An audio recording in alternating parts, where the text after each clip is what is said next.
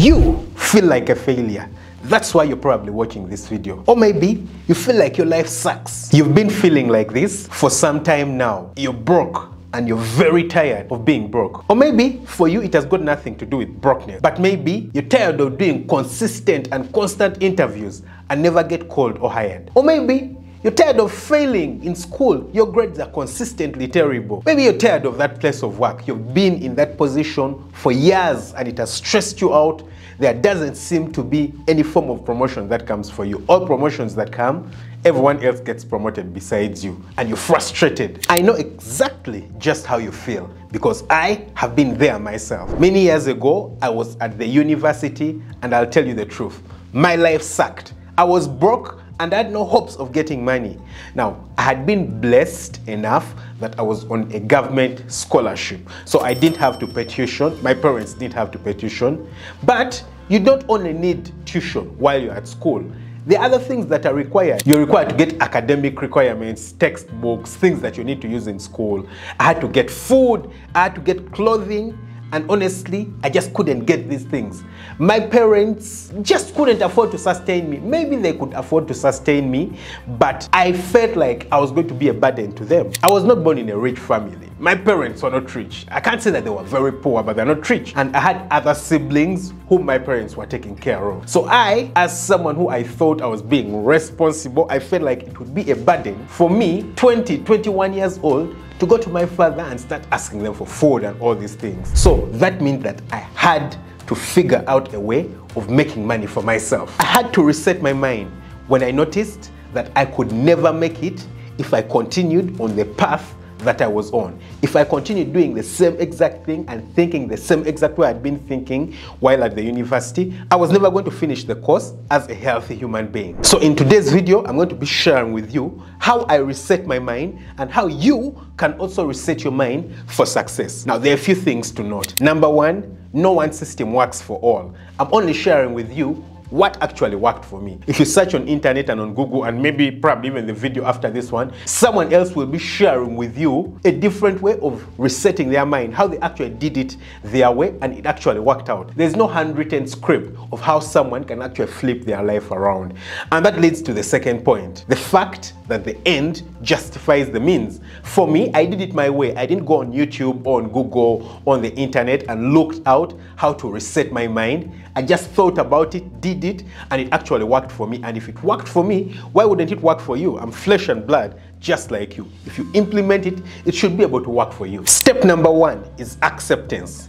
You have to recognize and accept the problem that you have. Now, when it comes to medical practice, usually in psychiatry, the very first step in treating people who have addictions is actually called acceptance. It's usually the toughest and the hardest step in this rehabilitation process. And it's simply because for someone to actually get out of an addiction, whether it's alcohol, whether it's cigarettes, whether it's drugs, whatever it is, they actually have to understand and accept that they have a problem. If someone doesn't accept that they have a problem that actually has to be dealt with, they're not going to be able to carry out all the subsequent steps, which in a lot of times actually appear to be harder, but are simpler if someone actually manages to accept. So it's the same thing when it comes to flipping your life around. You want to change your life. You want to start making money. You want to improve your life. You need to accept the position you're in. You need to understand that you're in a particular difficult position, a particular different situation. If you do nothing about it, your life is going to suck. Your life is not going to change. So maybe your problem is an inability to find a job. You have to understand that you actually have a problem finding jobs.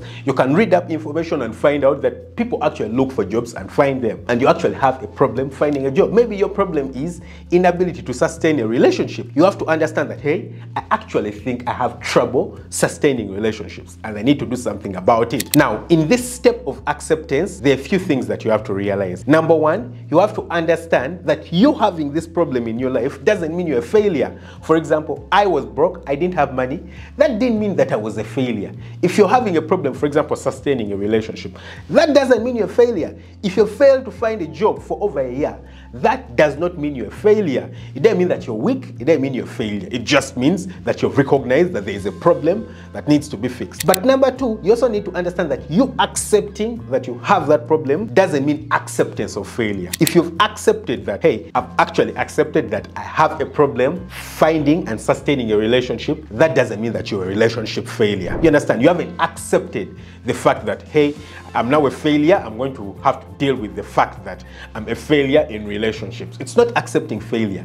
It's just understanding the problem that you're facing. So acceptance means taking responsibility. Before you actually get to the point of acceptance, you won't have the responsibility, and if you don't have the responsibility, you won't do anything about it. But if you accept it, then that means you can take full responsibility of it, and that means the entire ball is in your hands. It's all up to you to decide what to do with it. So for me, when it came to acceptance, I was broke, and it involved different things. For me, it meant number one, understanding that, hey, I'm actually broke. So I recognize that I'm broke and I need to do something about it. Secondly, I recognize the fact that I'm not only broke, but I actually have no way of getting money. My parents cannot give me money. My parents, who are the people who usually sustain other people at the university, cannot give me money. Number two, I don't have a job. I don't work. So I actually don't have a way of getting money coming in. Number three, I'm a student. How am I going to get time and all these things? Well, I had to recognize the fact that I'm a student, and if I had to do something, I would have to do it as a student. The other thing that I had to recognize was that I was tired of being broke. I wasn't just broke, but I was actually fed up. The people who are broke and they are comfortable with being broke. I had to accept the fact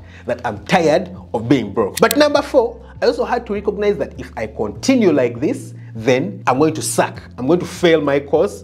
I'm going to lose my nutrition. I'm going to be very unhealthy because I'm not eating food. I'm not dressing up properly. I'm psychologically stressed. That had to come into my head. So I had to reach that point of acceptance, of understanding that if I continue with this path, my life is actually going to be pathetic. I'm going to fail. Step number two is think of a solution. So you need to understand that no one is actually coming to save you, and you've got to save yourself. No alien, no one is going to come from outside in the universe to save you. You've got to get up for yourself and actually find a solution for yourself. So you don't need to think about the problems as problems. You actually need to think about solutions. You need to critically sit down and think of what are the actual solutions to the problem that I'm facing. For me, for example, I understood that my problem is brokenness. So how do I deal with brokenness? There are two possible ways of actually dealing with brokenness in my position. Number one was to get my parents to give me money. There was just no way I was going to do that, honestly, at that point.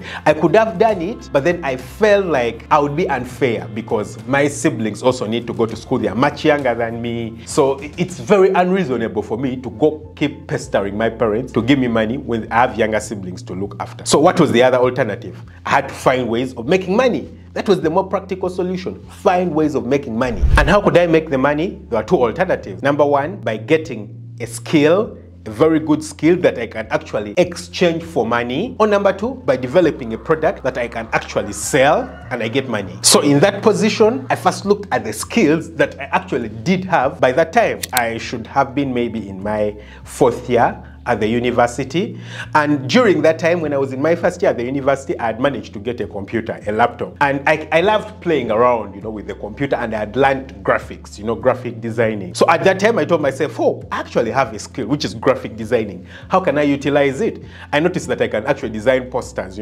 Every year there's campaigns at the universities where people want to be, guild presidents and that kind of political poster and everything, and they need people to actually design for them posters. But not just that, there's all kinds of things that happen on universities, parties, debates, all these kinds of things, and they all need posters to be put up, and they usually go to places to people to design for them, and their work is really crappy. I told myself, I can actually do better than these guys. How about I actually keep telling guys that, hey, I can design, and just like that, the word of mouth actually spread, and people would keep bringing me work. So I actually utilized my skill to start coming up with designs, and then after doing designs, I would go and print them, and I would have posters which I would actually sell to these guys who want the posters. So that was one way of making money. But the second way was actually using the skill to make a product. So what I did is that I started designing stickers, bumper stickers, usually car bumper stickers, but also wall stickers, stickers people could place on their homes, on their doors, inside their houses, on their cars. I started designing them, and then I would sell them on the campus, on the university.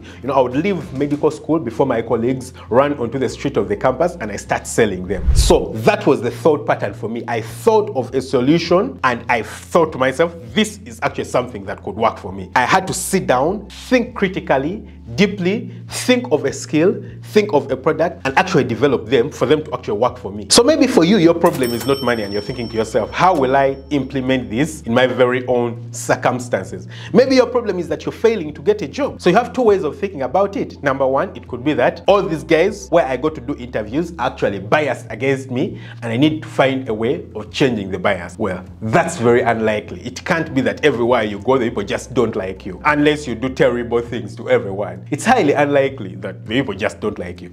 The second problem could be that you actually don't know how to do interviews. You don't know how to sit interviews. You don't know how to position yourself to become the best at interviews. So could that be the problem? So then how do you deal with it? You actually manage to do your applications very well, send them in, and people invite you for interviews, but you never succeed at the interviews. So how do you deal with the interviews? Maybe go on the internet and learn how to succeed and pass an interview. I've personally done that before. All the interviews I've sat in my life, I actually go through. Yeah, there's times I've done 3, 4 interviews and I get the job at all the 4 places and I only have to choose one. But that's because I actually told myself that I need to pass this interview. I'm going to do the very best that I can to succeed and pass this interview. And so if you think about yourself as maybe the problem, then you can work on yourself and ensure that the very next interview you get, you actually succeed at. Step number 3 is reciting. Now, this is probably the creepiest, but one of the most important. The thing is that you need to change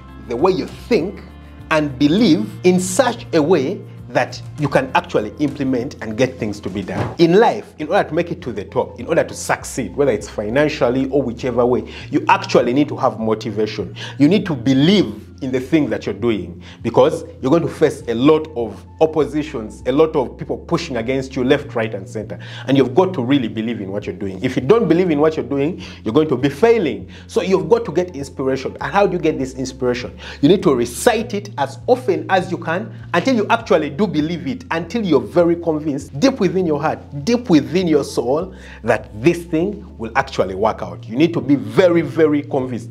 I was convinced beyond doubt that if I designed these stickers and sold them, first of all, the designs would be so good that people would literally want, that everyone who would pass by and see the stickers would want them. Second of all, the posters would be way better than all my competition, that other people would have no option but to come back to me. People would have to recommend me to other people. But I had to believe that. I knew it and I had to believe it. So you've got to believe it before you actually implement it. Number 4, you've got to act on the solutions. Now, acting on the solutions actually has various advantages. First of all, it solves the actual problem that you've had. For me, for example, if I was acting on the solutions, then that was, for example, designing posters and having them sold, that meant that I was acting on my problem, and that means I could have money coming in. People could actually come and pay me, and if I got paid, that means I can buy myself food, I can, buy myself whatever I want.